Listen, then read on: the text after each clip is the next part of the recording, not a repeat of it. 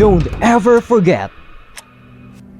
Don't ever forget that on May 5, 1961, Alan Shepard became the first American and second man to travel in space when he piloted the Mercury spacecraft Freedom 7 through a 15-minute and 28-second suborbital flight that reached an altitude of 116 miles or over 186 kilometers above the Earth.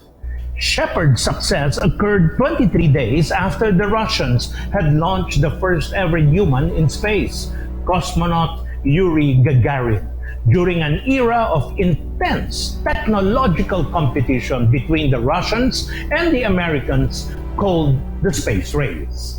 He also became the first space traveler to manually control the orientation of his craft, as Gagarin's milestone flight was largely automated. His flight was televised live around the world, and Shepard glimpsed the Earth from space, remarking, "What a beautiful view."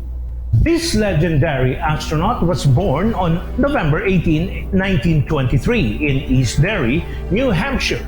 Shepard graduated from the United States Naval Academy in Annapolis, Maryland, and served in the Pacific during World War II on board the destroyer Cogswell. He trained to become a pilot and attended the U.S. Navy Test Pilot School in Patuxent River, Maryland in 1950 after the war. As a test pilot, he flew a number of experimental planes, including the F-3H Demon and F-5B Skylancer. He also became an instructor at the test pilot school for a time. Later on, Shepard attended the Naval War College in Newport, Rhode Island. Shepard won a coveted spot in the National Aeronautics and Space Administration's program for space exploration in 1959. He and 6 other awardees, including John Glenn and Gus Grissom, became known as the Mercury 7. They were an elite group chosen from 100 test pilots who volunteered for the program. Shortly after returning to the United States, Shepard traveled to the White House to receive the NASA Distinguished Service Medal from the President, John F. Kennedy. He was also honored with a ticker tape parade in New York City. For nearly a decade after his famous first mission, Shepard was grounded because of an ear problem. He had surgery to fix his condition, hoping to make it back into space. In 1971, Shepard got his wish. He and Ed Mitchell were selected for the Apollo 14 mission to the moon. They took off on January 31, 1971, and they spent more than 33 hours on the moon.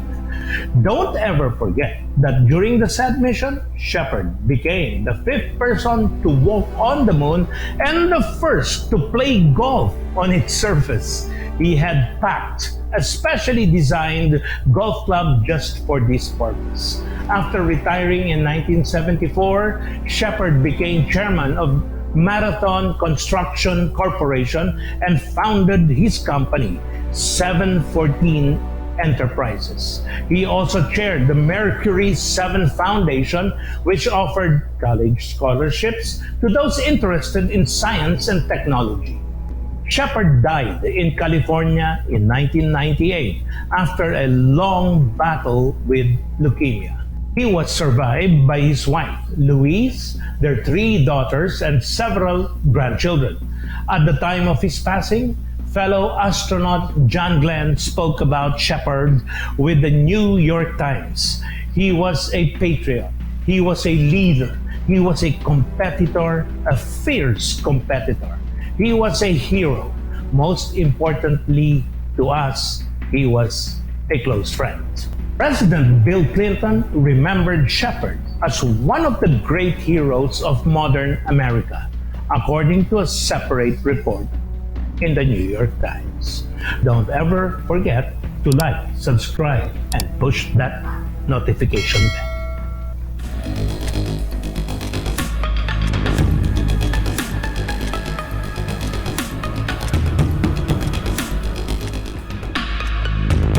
Don't ever forget